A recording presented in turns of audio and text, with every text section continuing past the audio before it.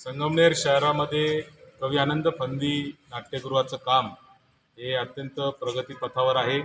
अंतिम टप्प्यामध्ये काम आलेलं आहे आणि हे काम करत असताना सगळ्या दृष्टिकोनातून याचा वापर कसा करायचा आहे या दृष्टीने जे लोक याचा वापर करणार आहे, त्याचा उपभोग घेणार आहे, मग ते कलाकार असतील, ते प्रेक्षक असतील, ते सामान्य नागरिक असतील, सगळ्यांच्या अनुषंगाने कशा पद्धतीच्या सूचना असल्या पाहिजे या दृष्टीने आम्ही सगळ्या लोकांशी चर्चा करत असतो. आणि त्याचाच एक भाग म्हणून आज आपल्या महाराष्ट्राचे नावाजलेले कलाकार प्रशांतजी दामले, ज्यांचं खरं तर आम्हाला इथं 14,000 प्रयोग केल्याबद्दल एक भव्य कार्यक्रम नंतर घेणार आहे आम्ही त्यांचा, तो आमचा ठरलेला आहे संजय दळवी सरांचा आणि आमचा की एक भव्य कार्यक्रम तुमचा इथं आम्ही घेणार आहे.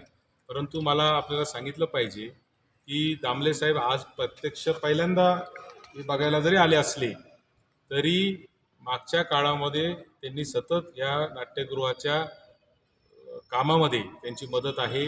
माटुंग्याला आपली सगळी टीम, आर्किटेक्ट वगैरे हे सगळे जाऊन आले, तेही भेट देऊन आले.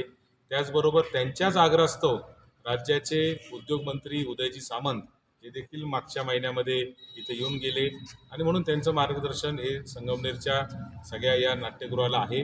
कवी आनंद फंदे असतील, विठ्ठल उमाप असतील, कांताबाई आणि रघुवीर खेडकर असतील, अशी एक मोठी परंपरा ही आपल्या या भागाला राहिलेली आहे आणि ते आपल्याला परंपरा टिकवण्याच्या सांस्कृतिक कला क्रीडा क्षेत्रात पुढं नेण्यासाठी आपण हे एक नाट्यगृह चांगल्या पद्धतीने करतोय. मी आपल्या संगमनेर शहराचे उपनगराध्यक्ष नूर मोहम्मद शेख यांना विनंती करतो की त्यांनी प्रशांतजींचा या ठिकाणी स्वागत करावं.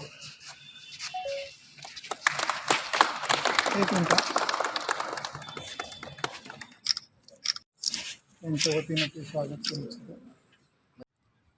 धन्यवाद.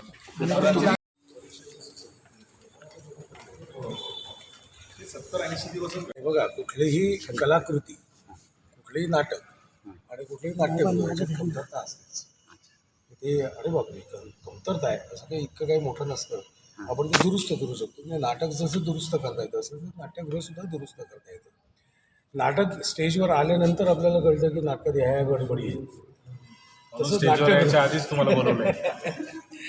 तर मला असं वाटतं की हे मी अनेक वर्ष इथे काम केलेले आहे. म्हणजे 83 पासून ते आज 2026 आलेलं आहे.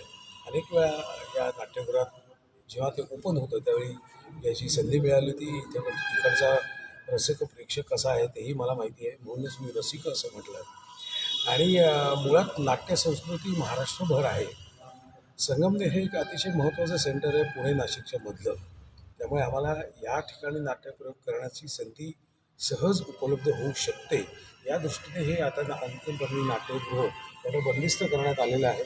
काही कामं बाकी आहेत, पुढच्या 2 महिन्यात किंवा 3 महिन्यात किंवा 2 वर्षात किंवा 3 वर्षात हे लवकरात लवकर पूर्ण होईल अशी आशा आपण करूया. शेवटी कसं असतं की टेक्निकल गोष्टीवर कोणी मात करू शकत नाही. म्हणजे मी किती मेहनत केली तरी साऊंड सिस्टीम जर नीट झाली नाही तर आम्ही काही करू शकत नाही. त्यामुळे प्रॉपर माणूस इथे असणं गरजेचं आहे.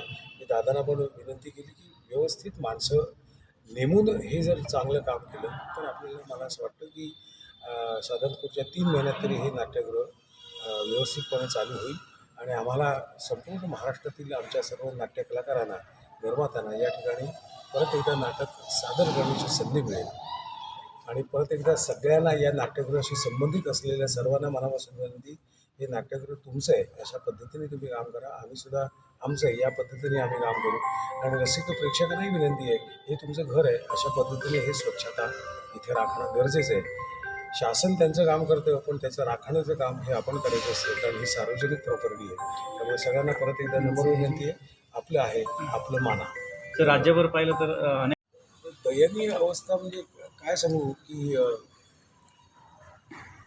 मला असं वाटतं की शासनामध्ये जोपर्यंत आत्ता आहेत, म्हणजे आमचे आशिषजी सेलार आमचे अतिशय कलाप्रेमी आहेत, जोर लावला किंवा धक्का मारण्यासाठी खूप एक अशी इच्छाशक्ती लागते. ती इच्छाशक्ती थोडीशी कमी पडते असं मला वाटतं. प्रयत्न करतात, पण त्याचा फॉलोअप करणं किंवा पाठपुरावा करणं ही फार महत्त्वाची गोष्ट आहे. आणि मी आता माननीय मुख्यमंत्र्यांना सुद्धा निवेदन दिलेलं आहे, आशिषजींना सुद्धा निवेदन दिलेलं आहे की एक आपण पायलट प्रोजेक्ट करणं गरजेचं आहे की महाराष्ट्रात साधारणपणे आत्ता जी कार्यरत आहे ती 46 नाट्यगृह कार्यरत आहेत, म्हणजे चालू आहे.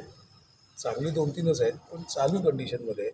हे आता परवा मालवणचा तुम्ही किस्सा बघितला आहे, मालवणचा सुद्धा तुम्ही वर्तमानपत्राची बातमी आली ती वाचली. पण मी माननीय मुख्यमंत्री माननीय आशिष शेलार यांना एक थोडंसं प्रपोजल दिलेलं आहे की तुम्ही पायलट प्रोजेक्ट करा, एक 3 वर्षाचा पायलट प्रोजेक्ट करा. या 3 वर्षात महाराष्ट्रातली 20 नाट्यगृह ही चांगल्या परिस्थितीत किंवा चांगल्या सुस्थितीत आणण्यासाठी आपण प्रयत्न करूया. आणि खरं बघायचं तर 92 ठिकाणी आपण महाराष्ट्रात नाट्यप्रयोग करू शकतो. तर पुढच्या 3 वर्षात किमान 5 नाट्यगृह तरी नवीन आपल्याला बांधता येतील, अशा पद्धतीने आपण प्रयत्न करणं गरजेचं आहे. मी दादांनी विनंती करतो की तुम्ही आता जेव्हा भेटाल त्यांना सांगा, साधारण 1000 कोटी तुम्ही आता अर्थसंकल्प आहे ना, माननीय मुख्यमंत्र्यांचा अर्थसंकल्प आहे, त्यांना सांगा 1000 कोटी जरा बाजूला काढून ठेवा, कसं वापरायचं ते आपण चर्चा करून ठेवू शकतो. तर प्रयत्नांती परमेश्वर. मी गेली 5-7 वर्ष प्रयत्न करतोय, हळूहळू टप्प्याटप्प्याने काय मुळात फाईल कुठेतरी हरवते किंवा असं काहीतरी गडबड होते मध्ये. पण आता बघू त्याच्यावर कसा मार्ग निघतो. साधारण शासनाकडून सर काय अपेक्षा आहे आपल्याला? तेच तुम्हाला शासनाकडूनच सांगितलं ना अपेक्षा काय आहे. उदयनमुख कलाकारांसाठी आपण काय संदेश द्याल सर? उदयनमुख कुठल्या पद्धतीचा संदेश म्हणजे की आता इथे जे नाट्यगृह होत आहे त्यासाठी काही सरावासाठी त्यांना काही इथे काही करता येईल का? कसं आहे की उदयनमुख कलाकारांनी पहिल्यांदा अभ्यास केला पाहिजे की आपल्याला काय येतं आणि काही नाही. जे आपल्याला येतं ते फाईन ट्युनिंग करायला पाहिजे, जे येत नाही आहे ते शिकण्याची गरज आहे हे डोक्यात ठेवायला पाहिजे. कारण कॉम्पिटिशन खूप आहे. आपल्याला जर सस्टेन करायचं असेल तर आपल्याला जास्तीत जास्त आपल्यातलं चांगलं काय आहे. आता मला काय येतं त्याच्यावर मी नाटकात काम करतो, बरोबर की नाही. मला जे येत नाही ते मी दाखवत बसत नाही. मी काय मिथून चक्रवर्तीसारखा डान्स करू शकत नाही. हां, एकंदरीत तब्येत बघता माझी.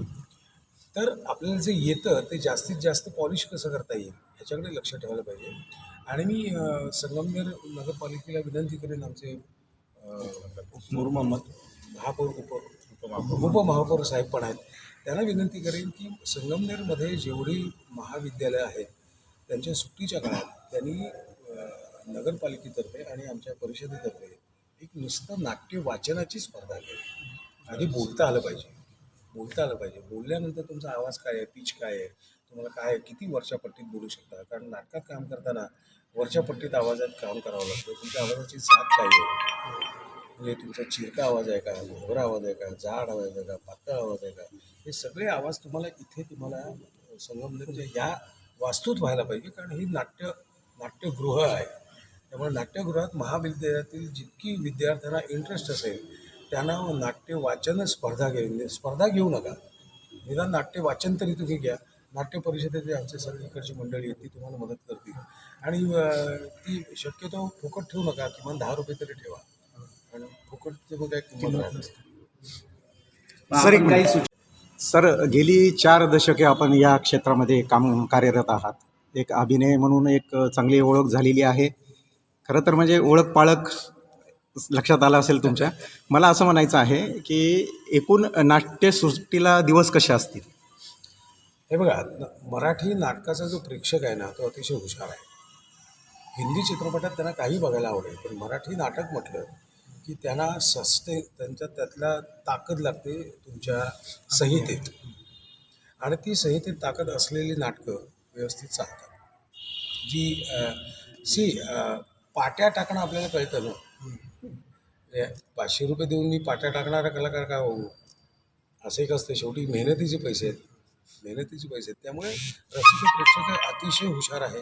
कुठलं नाटक बघायचं कुठलं नाटक बघायचं नाही हे त्यांना व्यवस्थित कळतं आणि त्या पद्धतीनेच ते तिकीट काढून नाटकाला येतात. सर, 4 दशकात आहे की पूर्वी फक्त वर्तमानपत्र होतं.